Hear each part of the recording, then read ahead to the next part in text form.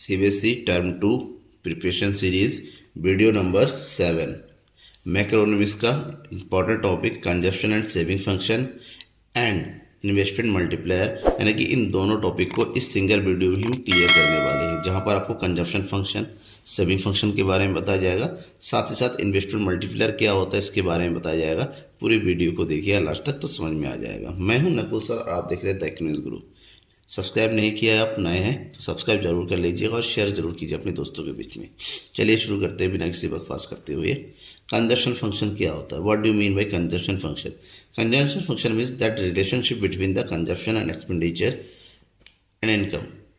Relation between consumption expenditure and income, मतलब ये क्योंकि जो कंजप्शन होता है, consumption is the part of income, तो इनकम का वो पार्ट जो कंज्यूम कर लिया जाता है दैट इज कॉल्ड कंजप्शन। तो इनकम और कंजप्शन के बीच का जो रिलेशन होता है यही कंजप्शन फंक्शन होता है, जिसको हम डायरेक्टली शो कर सकते हैं C equal to function of income. Income के बढ़ने या घटने के साथ हमारा कंजप्शन भी इंक्रीज या डिक्रीज होता रहता है। इसको सिंगल लाइन में एक जो है अलजेब्रिक एक्सप्रेशन में शो किया जाता है और जिससे रिलेटेड न्यूमेरिकल भी बनता है that is C equal to C bar plus B Y. यहाँ पर सी का मतलब होता है कंजप्शन का, सी बार का मतलब होता है autonomous consumption. What do mean by autonomous consumption? If your income is zero but you are going to consume some, अगर आप कुछ कंजप्शन करते चले जा रहे हैं जीरो लेवल इनकम लेवल पर भी आपका कंजप्शन कुछ है, तो that is called autonomous consumption. B is marginal propensity to consume, that means MPC, and Y is income, ठीक है ना, डिस्पोजल इनकम। तो ये हो गया कंजप्शन फंक्शन। और कंजप्शन फंक्शन के बाद दूसरा कॉन्सेप्ट पढ़ना होता है propensity to consume, that means ratio between consumption C and income, ठीक है ना। इनकम और कंजप्शन का रेशियो जो होता है वो प्रोपेंसिटी टू कंज्यूम होता है। प्रोपेंसिटी टू कंज्यूम दो कैटेगरी में डिवाइड किया जाता है। First is average propensity to consume और next is marginal propensity to consume, that is MPC and that is APC. Average propensity और मार्जिनल प्रोपेंसिटी टू कंज्यूम को समझना पड़ेगा क्योंकि एग्जाम में इनके बारे में पूछा जाता है। The ratio between consumption and income. Average propensity to consume normally क्या होता है? Total consumption and total income का रेशियो होता है, that means APC equal to C upon Y. For example बात करते हैं, किसी भी इकोनॉमी का जो इनकम है, किसी भी इनकम लेवल अगर रुपीज़ 1000 करोड़ है और साथ ही साथ उस इकोनॉमी का जो कंजप्शन है वो रुपीज़ 800 करोड़ रुपीज़ है, तो बताना है आपका एपीसी कितना होगा। दैट्स वाई यहाँ पर एपीसी इक्वल टू हो जाएगा सी अपॉन वाई, और सी इज 800 एंड वाई इज 1000। तो 10 में से 8 डिवाइड करेंगे 0.8, दैट इज एपीसी इज 0.8। यहाँ पर नॉर्मली रिलेशन निकाला जाता है कि इनकम कितना है और कंजप्शन कितना है। Total income and total consumption दोनों का जो रिलेशन होता है, दोनों का जो रेशियो होता है वही एपीसी होता है, एवरेज प्रोपेंसिटी टू कंज्यूम। और दूसरी तरफ आते हैं marginal propensity to consume, MPC. MPC क्या होता है? MPC is a ratio between, एक रेशियो होता है, change in consumption that is delta C and the change in income. Income के चेंज होने से कंजप्शन में कितनी चेंजेस आती है, इन दोनों के बीच का रेशियो ही मार्जिनल प्रोपेंसिटी टू कंज्यूम। क्योंकि जाहिर सी बात है, नॉर्मल आपका इनकम बढ़ेगा या घटेगा तो आपका कंजप्शन भी बढ़ेगा या घटेगा, तो इन दोनों के बीच का जो रेशियो में हम कन्वर्ट करते हैं that is called MPC, delta C upon delta Y. For example, किसी भी कंट्री का जो इनकम था वो 1000 करोड़ रुपीज से बढ़ के हो गया 1500 करोड़ रुपीज, दैट मीन्स यहाँ पर डेल्टा वाई कितना हो गया? रुपीज 500 करोड़। अब इनकम बढ़ रहा है तो जाहिर सी बात है कंजप्शन भी बढ़ेगा, तो कंजप्शन भी बढ़ के रुपीज 800 से, ठीक है ना, रुपीज 800 से बढ़ के हो गया 1200 करोड़। तो कितना बढ़ गया ये? Rupees 400 crore, that is delta C. अब इन दोनों के बीच का रेशियो निकालिए तो कितना हो गया? MPC. MPC equal to delta C upon delta Y equal to 400 upon 5, 0 से 0 कट गया दैट इज 0.8। तो ये हो गया एमपीसी। ठीक है ना। ये हो गया आपका कंजप्शन फंक्शन से रिलेटेड चीज़ें। Now what do you mean by saving function. Saving function में सेविंग क्या होता है, saving is the part of income जो कि हमारा कंजप्शन के बाद बचता है, that is S equal to Y minus C. Consumption करने के बाद जो कुछ भी बचेगा वही हमारा क्या होगा, सेविंग होगा। ठीक है ना, दैट मीन्स वाई माइनस सी। समझ में आ गया कि इनकम जितना भी होगा हमने कंजप्शन कर लिया तो जितना पार्ट बचेगा वो हमारा सेविंग होगा। दैट मीन्स सेविंग फंक्शन ये बताता है the relationship between saving and income. Income के बढ़ने से सेविंग बढ़ता चलाता है, तो सेविंग और इनकम का जो है यहाँ पर रिलेशन होता है, इसको शो किया जाता है S equal to function of Y. और अलजेब्रिक एक्सप्रेशन में शो करेंगे तो ये बन जाता है S equal to minus S bar plus 1 minus B Y. ठीक है ना, और या फिर इसको इस फॉर्मूले में लिख सकते हैं S equal to minus S bar plus S upon Y. यहाँ पर ये जो है 1 माइनस बी और एस ये दोनों ही क्या होता है, marginal propensity to save, MPS को शो किया जाता है। एस बार ऑटोनोमस सेविंग है और एस मिस नॉर्मल सेविंग हो गया जिसको कैलकुलेट करना है, और वाई मिस इनकम हो गया। Next, propensity to save. The ratio between saving and income is called propensity to save.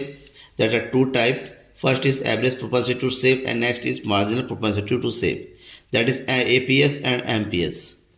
What do you mean by APS? APS is the ratio between saving and income. ये जो है saving और income के बीच के relation को बताता है। That means APS equal to S upon Y. For example किसी भी इकोनॉमी का जो इनकम 1000 करोड़ है और उस इकोनॉमी का जो सेविंग है वो रुपीज़ 200 करोड़ है, दैट मीन्स यहाँ पर एपीएस क्या हो जाएगा, यहाँ पर APS square 200 upon 1000, that means 0.2। Same year marginal propensity to save, this is the ratio between change in saving and change in income. Change saving में चेंजेस और इनकम में चेंजेस के बीच का जो रिलेशन होता है, दैट मीन्स आपकी इनकम में जितना चेंज हो रहा है उसके कंपेरिजन में सेविंग में कितना चेंज होता है, इन दोनों के बीच का जो रेशियो होता है उसी को हम मार्जिनल प्रोपेंसिटी टू सेव बोलते हैं। फॉर किसी भी इकोनॉमी में जो है 1000 रुपीज़ का जो है इनकम चेंज हो रहा है, इनकम बढ़ रहा है, तो जाहिर सी बात है 1000 का इनकम अगर बढ़ रहा है तो आपका सेविंग भी बढ़ेगा। तो हम मानते हैं सेविंग कितना बढ़ रहा है, 400 करोड़। तो दैट मीन्स यहाँ पर एमपीएस इक्वल टू हो जाएगा 400 upon 1000, that is 0.4। This is MPS. अब बात करते हैं रिलेशन की। Relationship between APC and MPS, APS, APSC और एपीएस में क्या रिलेशन है।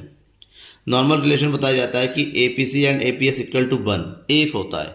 अब बात करते हैं कि कैसे होता है, हाउ, कि एपीसी और एपीएस हमेशा 1 ही होगा। नॉर्मल टाइम में हमको ये पता है कि एपीसी इक्वल टू होता है सी अपॉन वाई, और वहीं पर एपीएस इक्वल टू होता है एस अपॉन वाई। जबकि हमें पता है किसी भी इकोनॉमी में वाई इक्वल टू होता था सी प्लस एस। ये नॉर्मल सिचुएशन है, सी प्लस एस। ठीक है ना, इसका मतलब ये हुआ कि वाई इक्वल टू क्या हो जाएगा, यहाँ पर वाई इक्वल टू अगर इसको रखें तो वाई इक्वल टू हो जाएगा A P C plus A P S, इन दोनों का टोटल होता है। जब इन दोनों का टोटल ये होता है इसको फार्मूला रखेंगे, यहाँ पर ए सी का फार्मूला होता है C upon Y plus A P C का फार्मूला होता है एस अपॉन वाई। ठीक है, अब इन दोनों को सॉल्व कीजिए तो क्या आएगा, यहाँ पर Y C plus S, C plus S, और आपको मैंने अभी बताया था y equal to C plus S होता है। इसका मतलब ये हुआ कि यहाँ पर ये जो हो गया A P C plus A P S equal to C plus यानी कि Y upon Y. Y upon Y का मतलब क्या हुआ यहाँ पर A P C plus A P S equal to 1।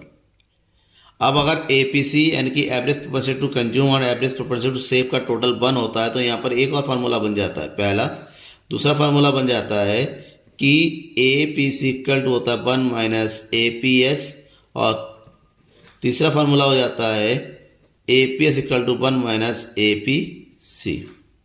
ठीक है, ये रिलेशन है इनके बीच का। Second relation between M P C and M P S. M P C और एम पी एस के बीच में क्या रिलेशन है, सेम वही M P C plus M P S equal to 1 होता है। अब कैसे होता है, उसी की बात करेंगे। हम नॉर्मल फार्मूला देखेंगे, M P C equal to क्या होता है, delta C upon delta Y. वहीं पर M P S equal to क्या होता है, delta S upon delta Y. ये नॉर्मल सिचुएशन है और हम सबको पता है कि यहाँ पर डेल्टा वाई इक्वल टू हो जाता है आपका delta C plus delta S. ये नॉर्मल सिचुएशन है।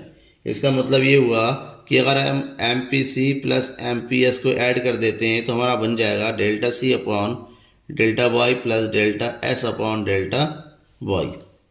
ठीक है, अब इसको एक्सप्लेन कीजिए तो कितना हो जाएगा, delta Y delta C plus delta S. यहीं पर हमें पता है कि डेल्टा सी और delta S equal to Y होता है, so M P C and F P S equal to होता है delta Y upon delta Y, so that 1। इसका मतलब हमेशा किसी भी इकोनॉमी में एम पी और एम पी एस का टोटल करेंगे तो ये 1 ही होएगा। तो ये पहला सिचुएशन ये बन गया। दूसरा होता है अगर हमारे पास एम पी एस दे रखा और एम पी सी निकालना है तो ये हो जाएगा 1 माइनस एम पी एस। दूसरा हो जाता है M P S equal to 1 minus M P C. अब क्वेश्चन इस तरह से आ सकता है कि शॉर्ट में आता है, if M P C equal to 0.8 then what is M P S. तो एम पी एस कितना होगा, नॉर्मल 1 में से माइनस कर दीजिए तो एम पी एस कितना होगा 0.2। क्लियर। अब M P C M P S पढ़ने के बाद propensity to consume propensity to save पढ़ने के बाद नेक्स्ट टॉपिक है investment multiplier, that means K. Investment multiplier क्या है, ये कॉन्सेप्ट है प्रोफेसर जे एम कीन्स का, father of macro economics. Investment multiplier also called output multiplier. क्या होता है, इसका जे एम कीन्स का कॉन्सेप्ट है, if refers to the number of which the change in investment multipliers to become change in income. किसी भी economy में जितना इन्वेस्टमेंट किया जाता है उसके कई मल्टीपल में उसकी इनकम में भी चेंज हो जाता है। That means it is measured as the ratio between change in output and which income and change in investment. इसका मतलब ये हुआ कि एक रेशियो होता है कि इन्वेस्टमेंट में चेंज करने की कंपेरिजन में उसकी इनकम में कितना चेंज होता है। ठीक है, किसी भी इकोनॉमी का इन्वेस्टमेंट अगर बढ़ा दिया जा रहा है 200 करोड़ से और उसका इनकम बढ़ जा रहा है 1000 crore, that means 1000 divided by 200 that is 5 is के। कि इन्वेस्टमेंट के कंपेरिजन में हमारा जो है इनकम 1000 बढ़ रहा है, 5 गुना ज़्यादा बढ़ रहा है, यानी कि 5 टाइम ज़्यादा बढ़ रहा है। So this is called investment multiplier. और यहीं पर एक रिलेशन बन जाता है, आप पूछा भी जाता है, relationship between investment multiplier and marginal propensity to consume M P C. तो ध्यान में रखना, अगर एम पी सी गिवन है और के कैलकुलेट करना है, फार्मूला नॉर्मल होता है 1/1 माइनस एम पी सी, यानी कि दोनों के बीच में डायरेक्ट रिलेशन होता है। अगर आपका एम पी सी इंक्रीज होता है तो मल्टीपल भी इंक्रीज होगा। ठीक है ना, अगर आपका एम पी सी इंक्रीज होता है तो मल्टीप्लायर भी इंक्रीज होगा, क्योंकि 1 minus M P C is always so M P S. वहीं पर उल्टा रिलेशन होता है के और एम पी एस में, एम पी एस अगर इंक्रीज होता है तो के हमेशा डिक्रीज होगा। ठीक है ना, ये नॉर्मल रिलेशन है। अब बात करते हैं इस चैप्टर से न्यूमेरिकल क्वेश्चन कैसे पूछा जाता है। अब इसी से रिलेटेड एक क्वेश्चन जो 2019 के एग्जाम में सीबीएसई के एग्जाम में पूछा गया था कि the consumption function of an economy is C equal to 40 plus 0.8 Y. यहाँ पर अमाउंट जो होता है वो करोड़ में है। Determine the level of income, आपको लेवल ऑफ इनकम पूछ रहा है Y, where average propensity to consume that means M P C will be 1। अगर ये लेवल दिया हुआ है, आपसे पूछा गया है कि जो इनकम लेवल क्या होगा जहाँ पर एम पी सी कितना हो, 1 हो, तो आपको पता करना है कि एम पी सी अगर 1 होता है तो लेवल ऑफ इनकम कितना होगा। ठीक है ना, जबकि दिया क्या हो गया, कंजप्शन फंक्शन का फार्मूला दिया हुआ है। इसका मतलब यहाँ पर गिवन है C equal to 40 plus 0.8 Y. ठीक है, इफ अकॉर्डिंग टू क्वेश्चन यहाँ पर A P C equal to C upon Y. ठीक है, एवरेज दिया हुआ, सॉरी एवरेज दिया हुआ था A P C equal to C upon Y, और ये क्या है 1 एक हुआ। इसका मतलब ये हुआ कि वाई इक्वल टू सी होता है। ठीक है ना, वाई इक्वल टू सी हो जाएगा। So Y equal to C means यहाँ पर वाई इक्वल टू सी का फार्मूला लगाएंगे, कितना दे रखा है 40 प्लस 0.8 वाई।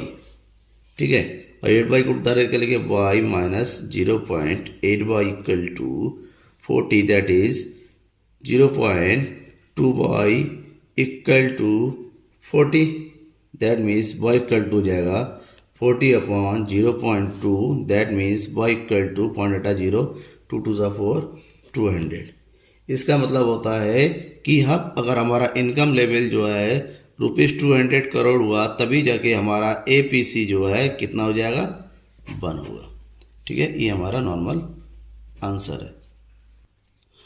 अब इसी से रिलेटेड दूसरे टाइप का क्वेश्चन कुछ इस तरह से आता है, जो कि ये क्वेश्चन भी 2019 के एग्जाम में आया हुआ है, और 2 क्वेश्चन होता है, तो ये क्वेश्चन कुछ इस तरह से आ सकते हैं इस बार 2+5 मार्क्स में। ठीक है ना, यानी कि 2+3 मार्क्स में जब 2 क्वेश्चन पूछा गया है, और क्वेश्चन है the saving function of an economy is given as S equal to -25 + 0.25 y।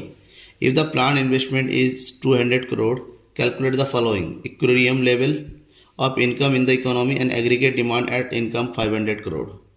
ठीक है, आपको ये दोनों चीज़ निकालना है कि इक्विलिब्रियम लेवल क्या होता होगा, और दूसरा अगर इनकम 500 है तो एग्रीगेट डिमांड कितना होगा।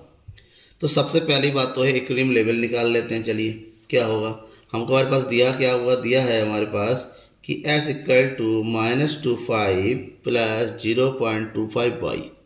यहाँ पर -5 का मतलब ये ऑटोनोमस सेविंग है, 0.25 ये MPS हुआ।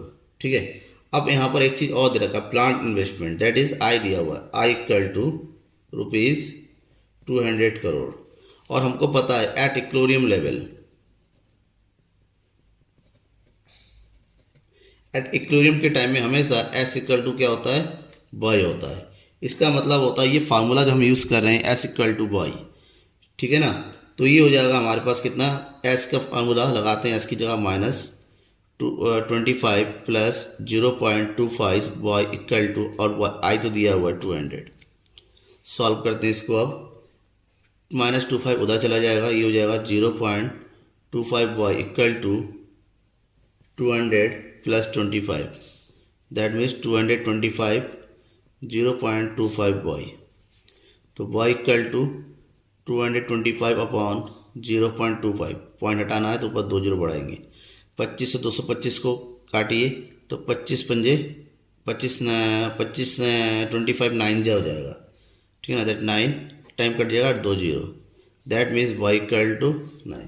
इसका मतलब क्या हुआ, इक्विलिब्रियम लेवल ऑफ इनकम आ गया, इक्विलिब्रियम लेवल ऑफ इनकम कितना हो गया, ₹900 करोड़। ये फर्स्ट आंसर आ गया हमारा। अब दूसरा कह रहा है अगर इनकम हमारा कितना है, 500 करोड़ है, अगर इनकम हमारे पास 500 करोड़ है तो एग्रीगेट डिमांड कितना होगा, और हमको पता है कि AD इक्वल टू होता है C + I। ठीक है ना, C + I। तो यहाँ पर दिया क्या है, C तो दिया नहीं है, लेकिन हमारा क्या दे रखा है, S दे रखा है माइनस, जो माइनस में S होता है वही हमारा ऑटोनोमस कंजप्शन होता है। ठीक है ना, उसका नेगेटिव। इसका मतलब ये हुआ कि C की जगह हम कितना रख सकते हैं, 25 + 0.25 दे रखा है तो उसको माइनस कर देंगे, 1 - 0.25 y, और I दिया हुआ है 200। ठीक है, तो कितना हो जाएगा यहाँ पर, ये हो जाएगा 25 + 0.75 हो जाएगा, माइनस कर देंगे 1 में से y + 200, और यहाँ पर y की वैल्यू भी दे रखा है, वो उसके रख देते हैं, प्लस 0.75 × y 500 + 200। अब सॉल्व कीजिए पूरे को, तो ये कितना हो जाएगा, 25 एंड 200, 225 प्लस 0.75 और 500 की मल्टीप्लाई करेंगे, ये जो है 375, तो ऐड कर दीजिए 5 और 1 6। दैट मीन्स अगर हमारा y यहाँ पर 500 हुआ, then AD will be ₹600 crore. This is answer. Thank you.